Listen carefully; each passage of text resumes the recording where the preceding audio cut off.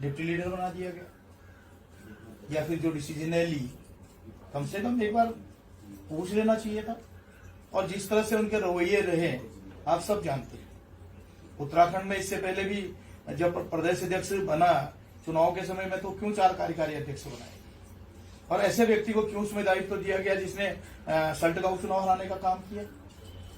और उसके बाद भी आपने देखा कि जो अध्यक्ष बने थे गोदिया जी, उनको काम करने क्यों नहीं दिया गया।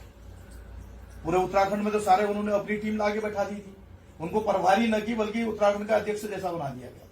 तो मेरा ये कहना है कि उत्तराखंड देवभूमि है, और देवभूमि के लोग यादव कहते ही उनको मुजफ्फरनगर कांड या खटीमा गोली कांड याद आता है।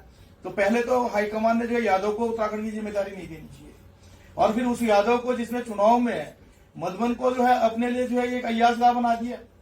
जितना पैसा मधुबन में खर्च हुआ है वो पैसा अगर कार्यकर्ताओं के चुनाव प्रचार में लगता तो शायद कुछ होता।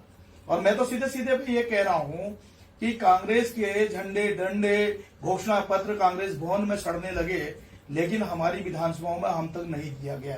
हम मांगते रहे, हमको नहीं दिया गया।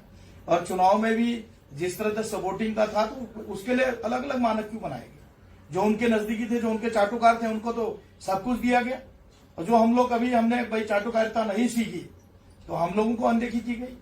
धामी जी, आज आप 10 लोग के करीब ये कहा जा रहा है लोग बैठ रहे हैं। सर, कौन कौन से लोग हैं जो आप लोग बैठ रहे हैं? आप चर्चा भी कर रहे हैं, क्या कौन कौन से नाम हैं जो आप लोग बैठेंगे आज? देखिए, सारे सीनियर विधायक हैं जो आ रहे हैं, तो आपको पता चल जाएगा। शाम तक हम लोग बैठेंगे और जो डिसीजन होगा, जो सब लोग निर्णय लेंगे, उस निर्णय में मैं भी शामिल रहूंगा। क्या पार्टी छोड़ने का भी कोई डिसीजन ले सकते हैं आप लोग क्या? देखिए, जिस पार्टी में सम्मान नहीं है तो पार्टी छोड़ भी सकते हैं, ऐसा कुछ नहीं। अपना अलग दल जो है बना के हम लोग 5 साल जो है जनता ने हमको चुन के रखा है, तो 5 साल हम जनता की बातों को जो है उठाएंगे, जनता के काम करने का काम करेंगे। देवेंद्र यादव को लेके बहुत नाराजगी आपकी है, जो प्रदेश प्रभारी बनाए गए। चुनाव उन्हीं के नेतृत्व में हुआ, सब कुछ हुआ, उसके बाद चुनाव के बाद समीक्षा के लिए भी वो आए। तो आपको लगता है कि जब वो तब बेहतर नहीं थे तो अब समीक्षा भी बेहतर नहीं हुई, जिसके बाद ये 2 नए जो पदाधिकारी बनाए गए, इनको लेके आपको नाराजगी है? देखिए, हम लोगों ने सबसे पहले जब अनुग्रह नारायण था उसका विरोध इसलिए किया कि वो भी गुटबाजी को जो है बढ़ावा दे रहा, और फिर देवेंद्र यादव को बना दिया गया, ऐसे व्यक्ति को जो अपनी जमानत नहीं बचा पाए, और वो यहाँ पर आ गया, उसने गुटबाजी इस तरह बढ़ाई। आज लोग कह रहे हैं प्रीतम हरीश रावत की गुट है। मेरे को कहीं नहीं लगता कि प्रीतम में हरीश रावत में कोई गुट था। अगर उस गुट को किसी ने बनाया तो देवेंद्र यादव ने, और जो 1-2 उसके साथ रहते थे, जिन्होंने कांग्रेस को मैं कहूंगा डुबोने का काम किया, उन लोगों ने गुटबाजी।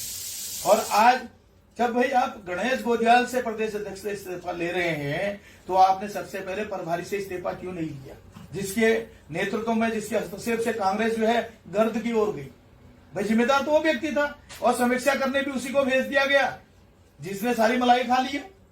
तो सीधे सीधे तौर पर हमारा ये कहना है कि कहीं ना कहीं हाईकमान को जो है गलत फीडबैक दिया जा रहा है। एक सवाल मेरा है, नेता प्रतिपक्ष बनाए गए यशपाल आर्य जी, प्रदेश अध्यक्ष बनाए गए करण मेहरा, इन दोनों से आपकी क्या बात हुई? देखिए, यशपाल जी का कल मुझे फोन आया था, मैंने उनको बधाई भी दी, वो सीनियर लीडर हैं। और करण मेहरा जी अगर निश्चित तौर पर मुझे फोन करते तो मैं भी उनको भी बधाई देता। भाई मुझे उन दोनों से क्या दुश्मनी? आपने तो देखा करण मेहरा जी के लिए तो पिछली बार भी नेता प्रतिपक्ष के लिए अगर कोई लड़ा तो हरीश धामी था। ये तो मेरी इंदिरा जी से जो है क्या दुश्मनी थी? वो तो हमारे माँ के समान थी, मैंने उनका भी विरोध किया। लेकिन कहीं ना कहीं जिस तरह की राजनीति चल रही है, जिस तरह लोगों के बीच में कहा जा रहा है कि हरीश धामी फोन नहीं उठा रहा है, ये कर रहा है, तो ये कहीं ना कहीं किसी के इशारे पे इस तरह के काम हो रहे हैं। और अगर लगता है कांग्रेस को कि भाई हम लोगों को दरकिनार करके कांग्रेस का भला हो सकता है, तो भाई हम तो चाहेंगे कांग्रेस का भला हो। कई वरिष्ठ विधायक हैं, राजेंद्र भंडारी 2 बार मंत्री रह चुके हैं, मयूख मेहर महत्वपूर्ण पदों में रह चुके हैं, इसके अलावा ममता राकेश की बात करूं, तमाम लोगों की बात करूं, ये सब लोग आज ये बताया जा रहा है शामिल होंगे। आपकी सबसे बात हुई, अपना दर्द क्या बता रहे हैं ये लोग, और ज्यादा नाराजगी का कारण क्या है? देखिए, सभी लोग आहत हैं, सभी 3-3 बार के विधायक हैं। यहाँ तक कि मयूख मेहर जी तो स्वतंत्रता संग्राम सेनानी परिवार के थे, 4 पीढ़ियों से उनका परिवार जो है कांग्रेस की सेवा कर रहा है। 2 बार के जिला पंचायत अध्यक्ष रहे हैं, ब्लॉक प्रमुख रहे हैं, और तीसरी बार के विधायक हैं। भाई सीनियर लोगों की कहीं ना कहीं अनदेखी होगी तो बुरा लगेगा। इसी तरह मनोज तिवारी जी हैं, वो भी स्वतंत्रता संग्राम सेनानी परिवार के हैं और तीसरी बार के विधायक हैं। कहीं ना कहीं उनकी भी अनदेखी की गई है। ममता राकेश भी 3 बार की विधायक है, उन्होंने तो शिक्षक की पद छोड़ के भी जो है कांग्रेस के लिए साथ जुड़े। दामी जी, एक सवाल और करूंगा, क्योंकि आपने विधानसभा में अपनी सीट हरीश रावत जी के लिए छोड़ी थी जब वो मुख्यमंत्री थे। आपकी धारचूला सीट से वो मुख्यमंत्री बने, आप उनके सबसे करीबी विधायकों में गिने जाते हैं। क्या रावत जी ने आपको रोकने की कोशिश की या ये कहा कि इस तरह की बैठक मत करिए, आप लोग नाराज हैं, तो नाराजगी का कारण क्या है? देखिए, मेरी रावत जी से कहीं कोई बात नहीं हुई है। शायद वो कर भी रहूंगे तो मैं फोन किसी का नहीं उठा रहा हूँ। देखिए, रावत जी के लिए मेरा हमेशा सम्मान था और मैं आज भी कह रहा हूँ, मैं आज तीसरी बार का विधायक हूँ, तो हरीश रावत जी की जो है कहीं ना कहीं उनके आशीर्वाद से मैं बना।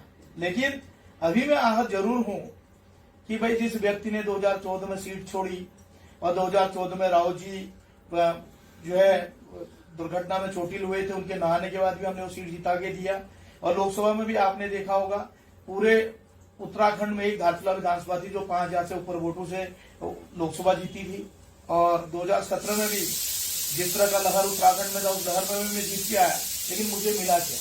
जब संगठन का जो है विस्तारीकरण और संगठन में नई जिम्मेदारी दी गई तो मुझे नीचा दिखाने के लिए 116वें नंबर पर मुझे जो है प्रदेश सचिव की जिम्मेदारी दी गई, जबकि सारे विधायकों को या हारे हुए विधायकों को महामंत्री या उपाध्यक्ष बनाया गया या फिर आमंत्रित सदस्य बनाया गया। तो आखिर हरीश धामी को ही क्यों प्रदेश सचिव की जिम्मेदारी दी गई चुन के? धामी जी, एक बड़ा महत्वपूर्ण सवाल है, मुख्यमंत्री जी को उपचुनाव लड़ना है और ये कहा जा रहा है कि मुख्यमंत्री धारचूला से उपचुनाव लड़ सकते हैं, हरीश धामी उनके लिए सीट छोड़ सकते हैं, इस बात में सत्यता कितनी है? देखिए, ये सत्यता तो मेरे क्षेत्र की जनता बताएगी, बाकी हम लोग बैठेंगे तो उसको तय करेंगे। अगर मेरे क्षेत्र के विकास के लिए अगर मुझे फिर सीट छोड़नी पड़ी तो मुझे कोई दिक्कत नहीं। मैंने 2014 में भी अपने क्षेत्र के हित के लिए सीट छोड़ी।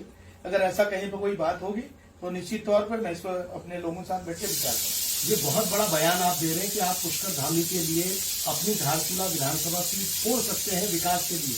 बिल्कुल, क्योंकि कांग्रेस में हमने स्थिति देख ली, जिस पार्टी में हमने सब कुछ लगाया उस पार्टी ने हमेशा हमको नीचा दिखाने का काम किया।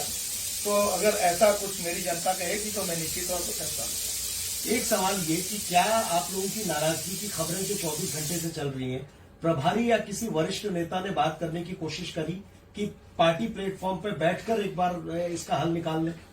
देखिए, मुझे किसी का कोई फोन नहीं आया। कल यशपाल आर्य जी का फोन जरूर आया था, तो मैंने उनको बधाई भी दी। मैंने उनसे सीधे तौर पे कहा कि मैं आपको बहुत बहुत बधाई और मेरी किसी से कोई नाराजगी नहीं। प्रीतम सिंह जी से कोई बात हुई हो? उनसे मेरी ऐसी कोई बात नहीं हुई। कल बस ही एक बार जो है मैंने उनको जो है नमस्कार किया, बाकी ऐसी कोई राजनीतिक चर्चा नहीं हुई है।